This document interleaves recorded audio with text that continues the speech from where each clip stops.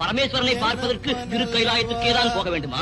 மனதில் நினைத்தாலோ வேறு எங்காவது உட்கார்ந்து பூஜை செய்தாலோ போதாதா? ஐயா, பசுவின் உடம்பில் இருக்கும் பாலை மடியை பிடித்து கறந்தால்தானே வருகிறது. அதன் வாலையோ காலையோ பிடித்து இழுத்தால் பால் வரும். அதே போல் ஆண்டவனை தரிசிக்க வேண்டும் என்றால் திருக்கைலாயம் சென்றுதான் தரிசிக்க வேண்டும். என் அப்பன் ஈசன் அமர்ந்திருக்கும் திருக்கைலாய மலையை கண்டுவிட்டேன். என் கண்பற்ற பெயரை அறிந்து விட்டேன். இனி கணப்படுதல் சிகரத்தை அறிந்து என் அப்பனை தொழுது இந்த ஏழைக்கு அருள் செய்ய என்று வேண்டிக் கொள்கிறேன்.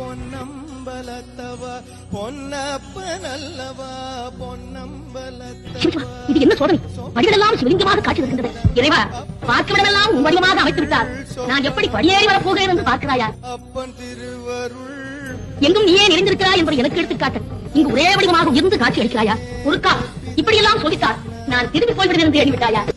உன் வடிவங்களை நீ இங்கிருந்து அகற்றினாலும் இனி நான் படிகளில் காலால் நடந்து வருவதாக என் தலையால் நடந்து வந்தாலும் உன்னை ரசித்தேன்.